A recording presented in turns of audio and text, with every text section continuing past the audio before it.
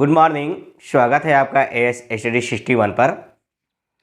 आज के इस प्लेटफार्म पर एएस स्टडी 61 पर आज की टॉपिक हम लेकर आए हैं अधिगम अक्षमता। अधिगम अक्षमता का मतलब ये हुआ कि अधिगम यानी कि सीखने से संबंधित जो भी कठिनाइयाँ होती हैं, जो है कि विकार होते हैं, वह अधिगम अक्षमता कहलाते हैं। यानी बालक को जितने भी शारीरिक मानसिक रूप से विकार होते हैं, बोलने संबंधित, लिखने संबंधित, पढ़ने संबंधित, शारीरिक गतिविधियां संबंधित जितने भी चीज़ें करने में बालक को असुविधा व्यक्त होती है, तो उसे ही हम कहते हैं अधिगम अक्षमता। तो इसको हम लोग देख लेते हैं कि अधिगम अक्षमता है क्या। हम लोग पहले नंबर पर देख लेते हैं, लिखा है डिस्लेक्सिया, जिसकी जो है कि हिंदी जो है कि पूछ रहा है पठन वैकल्य, मतलब पढ़ने संबंधित विकार। देखिए आपकी जो है कि सीटेट में अक्सर जो है कि हिंदी करके भी पूछ रहा है, लेकिन ध्यान रहे यदि ऑप्शन में हिंदी करके देता है तो एक तरफ ऑप्शन में इंग्लिश लिखा होता है। हिंदी पढ़ने के बाद इंग्लिश वाले ऑप्शन को ज़रूर देखें। यदि इंग्लिश वाले ऑप्शन को देखेंगे तो हिंदी अगर इस तरह से लिखा होगा पठन वैकल्य, तो इंग्लिश में डिस्लेक्सिया लिखा होगा, जिससे आप समझ सकते हैं कि पठन वैकल्य जो है कि डिस्लेक्सिया से संबंधित है, यानी पढ़ने संबंधित विकार से है। इसमें क्या होता है कि बालक को पढ़ते वक्त कठिनाई महसूस होती है।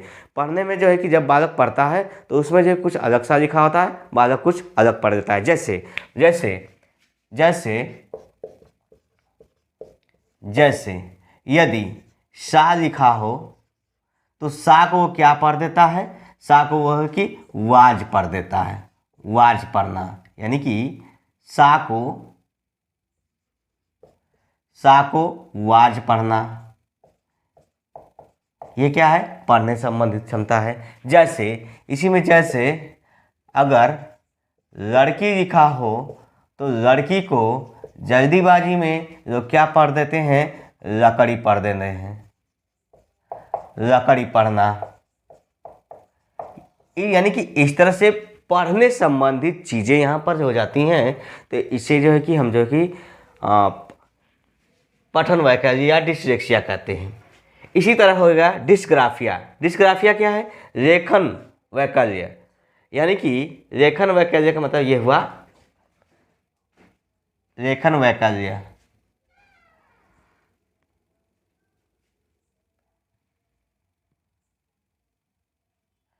लेखन वैकल्य ये लिखने संबंधित, ये जो है कि लिखने संबंधी विकार, यानी कि किसी बालक को लिखने संबंधित कठिनाई हो रही है, कुछ अलग सा लिखा हुआ है, कुछ अलग ढंग का लिख रहा है, उसे कहते हैं लेखन संबंधित विकार। जैसे देखिए यदि इसी को, सिंपल सी बात होता है, यहाँ पर पढ़ने की बात है, इसी को सा को वाज लिखता है। यहाँ पर अगर इसी सा को वाज यहाँ पर लिखता है तो वह जो है कि डिस्ग्राफिया हो जाएगा। ग्राफ पर क्या होता है, लिखा जाता है। तो हम लिख सकते हैं लिखने संबंधित चीज़ें में जैसे यदि डी को इस तरह से लिखता है, इस तरह से लिखता है। यदि यफ को वह इस तरह से लिखता है, इस तरह से लिखता है, तो ये क्या हो गया, लिखने संबंधित हो गया। यानी कि इसी को, जैसे इसी सा को, यानी इसी सा को, जैसे टॉप को यह POT लिख रहा है, लिखना मतलब यहाँ लिखने संबंधित हो जाएगा। अगर इसी को पढ़ने संबंधित हो जाएगा तो पठन वैकल्य हो जाएगा, लेकिन लिखने वाले में लिखने संबंधी हो जाएगा, यानी लिखना।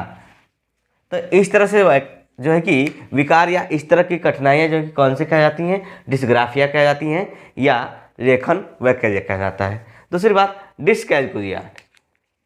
डिस्कैलकुलिया क्या है, डिस्कैलकुलिया गुणज वैकल्य, इसको हिंदी में गुणज वैकल्य कहते हैं, यानी कि गणना संबंधी विकार। गणना संबंधित विकार मतलब गणित संबंधित विकार। गणित में मतलब कि गणित संबंधित विकार, अब गणित में जितनी भी प्रकार की त्रुटियां करता है, अंकों संबंधित, अंकों सीधी हम लोग समझेंगे, अंकों संबंधित जो है कि यदि किसी प्रकार की कठिनाई होती है बालक को, तो उसे कहते हैं गणना संबंधित। जैसे कभी कभी, जैसे इसमें हम लोग लिख देते हैं, जैसे समझ लेते हैं, जैसे जैसे इस प्रकार सेवन को, इस प्रकार सेवन को, इस प्रकार की चीज़ें करना, जैसे कभी कभी इस प्रकार के साथ को जो है कि ऐसे कर देना, है ना, ऐसे कर देना, या इस प्रकार की चीज़ों को है, यानी अगर मान लीजिए ये 9 को इस तरह के जो है कि ऐसे कर देना, ऐसे समझना, या कभी कभी ये होता है कि 36 को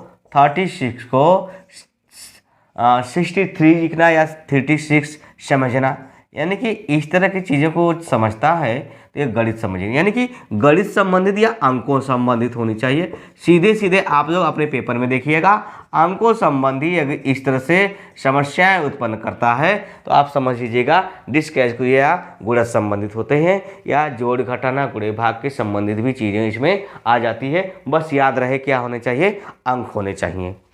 इसके बाद जो है कि आ जाता है डिस्प्रेक्सिया, यानी गति समन्वय वैकल्य, हिंदी में से गति समन्वय वैकल्य कहेंगे। याद रहे यदि आपके सीटेट के पेपर में हिंदी पूछ लेता है, आपको न समझ में आए तो एक बार इंग्लिश वाले कॉलम को जरूर पढ़िएगा। इंग्लिश वाले कॉलम को पढ़ेंगे तो आराम से समझ लेंगे। ये क्या होता है गति समन्वय वैकल्य, मतलब गति समन्वय मतलब जो हम क्रिया करते हैं तो उस पर समन्वय नहीं कर पाते। देखिए शब्द यहीं से है, गति, जो हम गति करते हैं, जो चलते हैं, फिरते हैं, उठते हैं, बैठते हैं, जो उठते हैं, बैठते हैं, लिखते हैं, कुछ भी करते हैं, ब्रश करते हैं, नहाते हैं, धोते हैं, या फिर साइकिल चलाते हैं, बाइक चलाते हैं, मतलब खेलते हैं, कूदते हैं, जो भी मतलब हम गति क्रिया करते हैं उसमें जो कि हम समन्वय स्थापित नहीं कर पाते तो उसी को हम कहते हैं डिस्प्रेक्सिया, या उसी कहते हैं गतिक कौशल। इसमें लिखा है शरीर या पेशी संबंधी अक्षमता, मतलब शरीर को हम जैसे हम खेल रहे हैं, किसी बॉल को मारना है, ऐसे बॉल को ऐसे मारते हैं, एक पैर से मार रहे हैं तो पता चला दूसरा पैर भी हमारा हवा में उठ गया, हम गिर गए, हम कंट्रोल नहीं कर पाए। मतलब बाल के साथ हमारी जो गति है हम उसको समन्वित नहीं कर पा रहे हैं, तो इस प्रकार से शरीर पेशी संबंधी अक्षमता होती है। कभी कभी ये भी होता है, जैसे पेन है, पेन को पकड़ने की प्रक्रिया है, हम पेन को ऐसे नहीं पकड़ रहे हैं, पेन के पकड़ने की प्रक्रिया हमारी ऐसी है, तो हम ऐसे करके कैसे लिख रहे हैं, यानी कि पेंसिल को भी हम नहीं पकड़ पाते हैं, पेंसिल भी कोई बालक नहीं पकड़ पाता है। साइकिल को ले जाने की प्रक्रिया जो है कि बालक अपने शरीर के आधार पर यदि साइकिल लेके जा रहा है तो साइकिल को नहीं संभाल पा रहा है, तो इस प्रकार की अक्षमता जो है कि शरीर या पेशी संबंधी अक्षमता हो जाती है। कभी कभी अभी देखते हैं कि व्यक्ति अपने वजन के आधार पर जितनी उसकी वजन है उसके अनुरूप अपने शरीर को वो जो है कि समन्वित नहीं कर पाता, या अपने शरीर में गंभीरता स्थिरता नहीं रख पाता, तो ऐसी भी प्रकार की जो है कि समस्याएं जो है कि शरीर पेशी संबंधी अक्षमता कह जाती हैं, या क्या कह जाती हैं, डिस्प्रेक्सिया कह जाती हैं। सिंपल सी बात कह देते हैं, यानी कि हम कह सकते हैं चलने में, लिख सकते हैं चलने में, हम जैसे में लिख सकते हैं यहाँ पर, जैसे में लिख सकते हैं कि चलने में,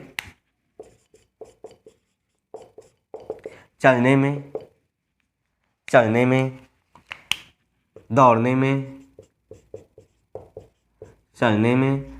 में, लिखने में। देखिए लिखने में मतलब यहाँ इससे मत समझिएगा कि इन शब्दों से, लिखने का मतलब हम पेन नहीं पकड़ पा रहे हैं, पेंसिल नहीं पकड़ पा रहे हैं, यानी कि किस प्रकार से लिखना चाहिए, हम शब्दों पर ऐसे कंट्रोल नहीं कर पाए, ऐसे क बनाना है पता चला ऐसे खींचा गया, ऐसे हमें जल्दी से कुछ लिखना है, एप्पल हमें लिखना है एप्पल, तो पता चला ऐसे लिखा गया, पेन नहीं पकड़ पा रहे। तो मतलब इससे संबंधित, मतलब हमारा जो है कि ये पेंसिल पकड़ने की जो क्षमता है इसको जो है कि हम नियंत्रित रूप से पकड़ नहीं पा रहे हैं, तो इसका मतलब लिखने में कठिनाई होगी, मतलब इसका ये होता है। नहीं तो लिखने में संबंधित जो है तब तो आपका यहाँ पर हो जाएगा, मतलब लिखने में है, खेलने में, लिखने में, दौड़ने में, यहाँ पर लिख सकते हैं खेलने में, है ना। जैसे देता है कभी कभी क्वेश्चन पूछ रखा है यहाँ से कि सबसे सूक्ष्म गतिक कौशल कौन होता है, लेखन कौशल, सूक्ष्म गतिक कौशल, है ना। तो मतलब अगर सूक्ष्म गतिक कौशल है, इसका मतलब ये हुआ कि अगर उसमें विकार हुआ तो लिखने संबंधित विकार हुआ, हम लिख नहीं पाते हैं, तमाम तरह की चीज़ें हो जाती हैं, बस ध्यान से समझिएगा। अब लिखा है डिस्थीमिया, तनाव संबंधी विकार।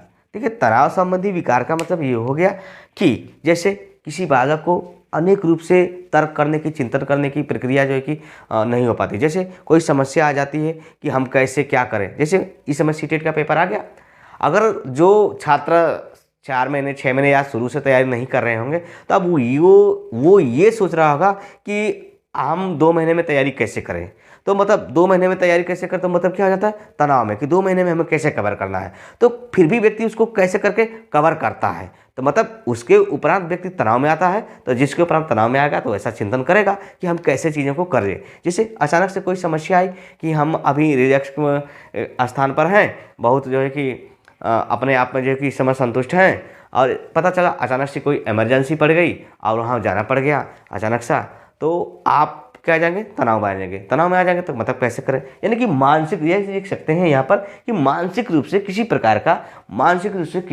का तनाव उत्पन्न होना। हम लिख सकते हैं इसमें जैसे में कि मानसिक रूप से चिंतन करना, पूर्ण रूप से चिंतन करना है, यानी कि हम लिख सकते हैं यहाँ पर कि मानसिक रूप से तनाव उत्पन्न करना, या मानसिक रूप से नकारात्मक प्रवृत्ति, यहाँ लिख सकते हैं मानसिक रूप से नकारात्मक प्रवृत्ति भी उत्पन्न होती है। मानसिक रूप से नकारात्मक प्रवृत्ति का होना, ये देखिए आपका छपा हुआ है, मैं बिल्कुल छपे हुए पॉइंट को लिख रहा हूँ, याद रहे एकदम। मानसिक रूप से नकारात्मक प्रवृत्ति का होना, किस प्रकार के जो है कि विकार उत्पन्न होते हैं, डिस्थीमिया, मानी मानसिक रूप से नकारात्मक प्रवृत्ति का होना।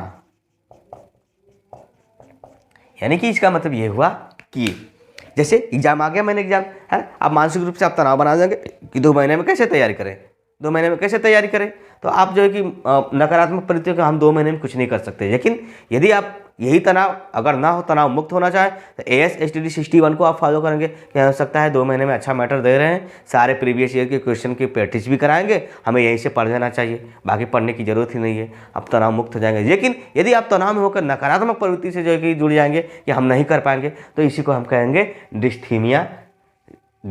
देखिए मुख्य रूप से आपके 4 ही पूछते हैं, 1 2 3 4, ये 4 ही पूछते हैं हमेशा। लेकिन अब हिंदी में पूछेगा तो ये मैंने हिंदी में इस बार लिखा है कि आपको जो है कि एक भी क्वेश्चन मिक्स ना हो, आपको 1 नंबर फिक्स है। देखिए पूछना जरूर है, या तो हिंदी में पूछेगा, या तो गणित में पूछेगा, साइकोलॉजी में या तो पूछेगा, इसको पूछना जरूर है। 3 विषय में जरूर पूछता है, गणित, हिंदी, साइकोलॉजी। यदि अगली बार गणित में पूछा होगा तो इस बार साइकोलॉजी में पूछेगा, यदि इस बार साइकोलॉजी में पूछा होगा किसी विषय में तो हिंदी में पूछ लेता है। मतलब अलग अलग शिफ्ट में इस तरह से इसे पूछना जरूरी है। क्यों? क्योंकि एक अध्यापक को इस प्रकार के विकारों के बारे में जानकारी होना आवश्यक है, ताकि बालक इस प्रकार की बार बार गलतियां करता है तो उसको समझकर अध्यापक क्या कर सके, जो कि शिक्षण दे उसको अभ्यास करा सके। मतलब इस विकार को दूर करने का यही उपाय है कि उसको अभ्यास करा सके। अभ्यास कराएगा तो ये विकार क्या जाते हैं, दूर हो जाते हैं।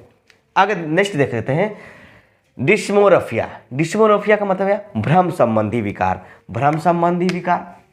है ना, भ्रम संबंधी विकार कि बालक किसी भी विषय वस्तु में भ्रम उत्पन्न कर देता है। कोई 2 विषय वस्तु आ जाती है उसके समझ, तो भ्रम उत्पन्न कर देता है कि यह क्या है। जैसे एक बार कुत्ते को देखे, एक बार बकरी को देखे, तो समझा कि ये, अगर एक बार सफ़ेद कुत्ते को देख लिया, और उसी तरह जो है कि सफ़ेद जो है कि किसी प्रकार की बकरी को देख लिया वैसा, तो समझा कि कुत्ता है कि क्या है ना। जब वो बोलती है तो उस भ्रम से दूर हो जाता है। जैसे एक बार मुर्गी को देख लिया और एक बार मोर को देख लिया, तो समझेगा कि ये मोर और मुर्गी एक ही जैसा है, क्या एक ही तरह से हैं, लेकिन उसकी आवाज़ से समझ में आता है।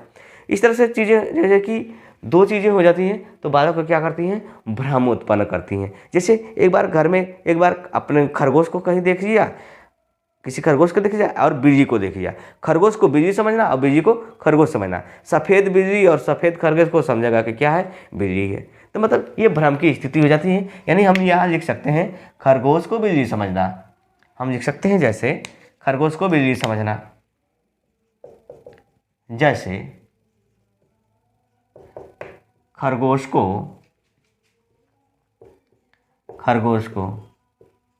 बिल्ली समझना, खरगोश को बिल्ली समझना, है ना। मतलब जो चीज़ें वास्तविक है, सीधी बात ऐसे पकड़ना है कि जो चीज़ें वास्तविक है, थोड़ा वास्तविक से हट करके उसी से संबंधित दूसरी चीज़ सोचते हैं, उसे हम कौन सा विकार कहते हैं, डिस्मोरफिया कहते हैं। अक्सर चीज़ें भ्रमित हो जाती हैं। एक बात अगला नेक्स्ट अफेजिया बोलने संबंधी विकार।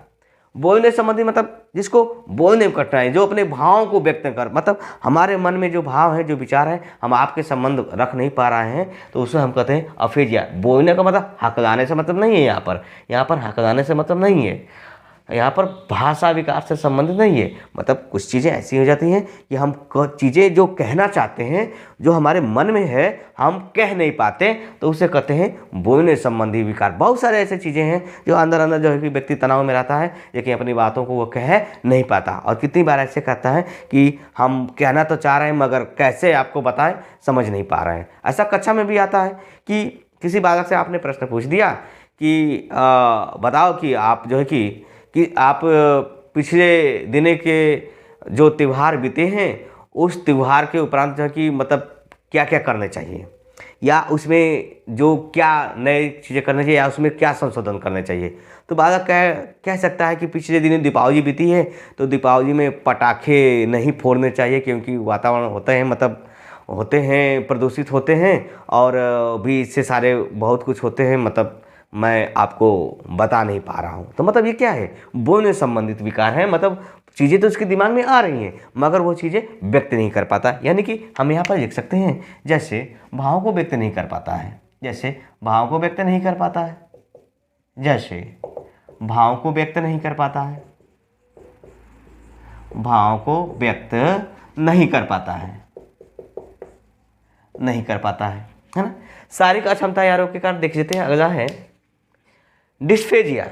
डिस्फेजिया क्या हो गया, शारीरिक अक्षमता या रोग के कारण, मतलब शरीर में किसी प्रकार की बीमारी हो, उस बीमारी के कारण जो है कि आपके शरीर में अक्षमता उत्पन्न नहीं कर पा रहे हैं। जैसे मान लीजिए आप चल रहे हैं अच्छे से, आप जो है कि पता चला आपके किसी शरीर के कोई एक भाग में बीमारी हो गया, वो भाग शरीर का एक पैर काम नहीं कर रहा है, आप क्या करेंगे, किसी वैशाखी का सहारा लेंगे। तो मतलब वैशाखी का सहारा लेकर चल रहे हैं, या आपका कोई एक हाथ है किसी प्रकार के किसी लकवा से ग्रसित हो जाता है, वो हाथ काम नहीं कर रहा है। तो मतलब ये रोग के कारण क्या गया, शारीरिक अक्षमता, मतलब किसी रोग के कारण, मतलब लिखा हुआ है, स्पष्ट लिखा हुआ है, इसे आप समझ ही लेंगे कि मतलब शारीरिक अक्षमता किसी रोग के कारण उत्पन्न होता है, जिसे हम डिस्फेजिया कहेंगे। बुलिमिया, बुलिमिया मतलब भोजन संबंधी विकार। भोजन संबंधी विकार का मतलब ये हुआ कि जब भी वजह से भोजन करते हैं तो भोजन करते वक्त लार का ना बनना, भोजन को अच्छे से मतलब निवाला ना होना, पेट में ना जाना, मतलब अच्छे से अंदर ना जाना, भोजन को चबाने में समस्या, भोजन को चबाने में समस्या, मतलब इन संबंधित चीज़ों को जो है कि हम क्या कहते हैं, बुलिमिया करते हैं। कभी कभी ये भी हो जाता है, कभी कभी यहाँ पर ये भी दिखता है कि किसी को अधिक खाने की भी होती है, मतलब बहुत ज़्यादा भोजन भी करेगा और उसे मतलब बार बार भूख लगेगी, ऐसा भी हो जाता है कभी कभी। लेकिन ऐसा नहीं है, बस ये समझिए भोजन संबंधी विकार ये हैं कि हम खाते वक्त हमारा लार न बनना, मतलब नीचे न उतरना, गले के नीचे न उतरना, मतलब भोजन को निवाला सही से न लेना, चबा न पाना, मतलब ये चीज़ें हो जाती हैं, बुलिमिया से संबंधित हो जाती हैं। इसके बाद यह है प्रोजेरिया। प्रोजेरिया क्या है, कम आयु में वृद्धावस्था के लक्षण। जैसे वृद्धावस्था के लक्षण, जैसे कोई 15 साल का बालक है, देखने में लगेगा कि 22 साल का बालक है। कोई 20 साल का बालक है, 20 साल का बालक है, देखने में लगेगा कि 25-30 साल का बालक है, 25-30 साल का बालक है, वो जो है कि कम आयु में वृद्धावस्था, मतलब उम्र जो है कि बचपना अवस्था की है और दिखने में लगेगा कि जो है कि वृद्धावस्था में है। इस तरह से चीज़ें हो जाती हैं। ये क्या है, फिर क्या है डिमांसिया। डिमांसिया क्या है, तर्क न कर पाना।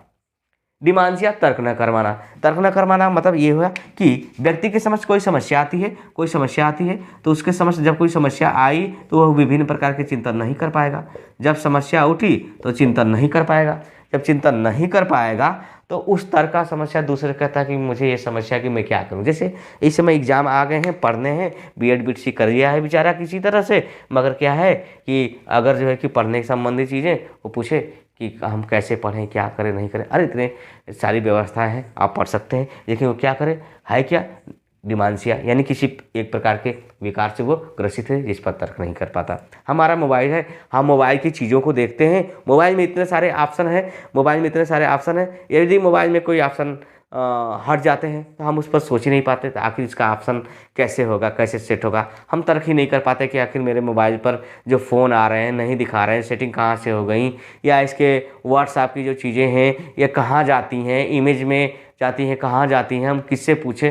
तो मतलब व्यक्ति उस पर तर्क नहीं करेगा। बहुत सारी चीज़ें दी हुई हैं, यदि प्रैक्टिस करेगा तो कर सकता है, लेकिन तर्क ही नहीं करता, तो मतलब ये कौन सा हो जाता है, डिमांसिया हो जाती है। है ना। देखिए इस तरह से जो है कि ये जो है कि अधिगम अक्षमता है, मतलब किसी प्रकार के सीखने संबंधित, करने संबंधित चीज़ों को जो है कि विकार उत्पन्न होते हैं तो उसे अधिगम अक्षमता कहते हैं। ये सारी चीज़ें हैं, इसमें से मुख्य 4 ही आएंगे, आप स्क्रीनशॉट कर लीजिए। देखिए ये बिल्कुल यही 4 पूछते हैं, बिल्कुल घबराने की जरूरत नहीं। मैंने इसका एग्जाम्पल भी लिखा है, आप एग्जाम्पल से क्वेश्चन को देख लीजिएगा, कोई दिक्कत नहीं है। ठीक है, ठीक है, मिलते हैं नेक्स्ट वीडियो में, तब तक के लिए धन्यवाद।